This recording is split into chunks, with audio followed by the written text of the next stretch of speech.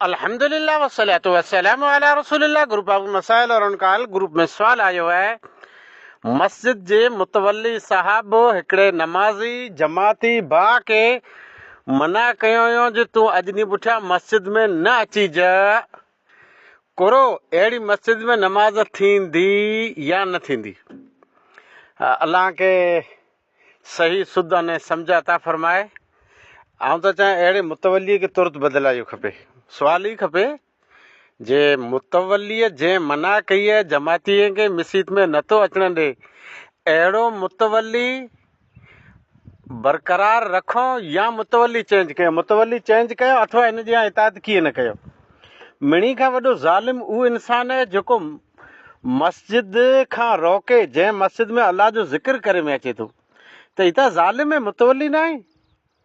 अने हक़ीक़त में अफ़सोस जी ॻाल्हि आहे त जेकॾहिं मसाजिद जा मुतवली जमातनि जा ज़िम्मेदार इन लेवल जा हूंदा, मस्जिदी में अचणु नथा ॾियनि, त इहा उम्मत कीअं कामयाबु थींदी? इहा उम्मत तरक़ी कीअं कंदी? उम्मत उरूज ते कीअं अची सघंदी? अहिड़ा मुतवली न अहिड़ा आगेवान हूंदा। ज़ईफ़ रिवायत आहे पण पेश करणी पए थी जे आंजा मालदार जे वकील बणिजी वञे ऐं आंजा जेको ज़िम्मेदार रहिया उहो ज़िम्मेदारी त हथु खणी छॾिए ज़ालिम बणिजी वञे। मतिलबु आंजो मशवरो उम्मत जे बदिले औरत सां थियणु लॻे त ज़मीन जो हेठलो पुड़ बहितर आहे। हाणे इहो मसइलो ईअं न आहे जे नमाज़ थिए की न नमाज़ थिए पई। अच्छा, जेकॾहिं हुन भाउ में को ग़लती हुई त हुनजी इस्लाह करे में अचे। मस्जिद खां कंहिंखे न रोके सघूं।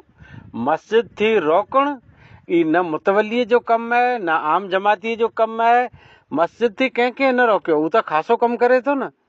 मस्जिद जी बनी एतिरे लाइ जे माण्हू अचे नमाज़ पढ़े। फ़िलहालु मुस्लमान जो जे हाल ॾिसूं त अक्सर ॻोठ में 90% माण्हू नमाज़ नथा पढ़नि, 2% नमाज़ पढ़नि था 5 वक़्त जा। अने इन में पाण जे हिकिड़े खे मना कयूं त 4 ॼणा ॿिया मुंहुं चाढ़े वेही रहंदा। उहे कीन अचींदा? मुतवली खे जल्दी चेंज करे में अचे। उहो मुतवली न आहे जेको जमात खे मस्जिद में अचणु नथो ॾिए। आख़िर दवाना अल्हम्दुलिल्लाहि रब्बिल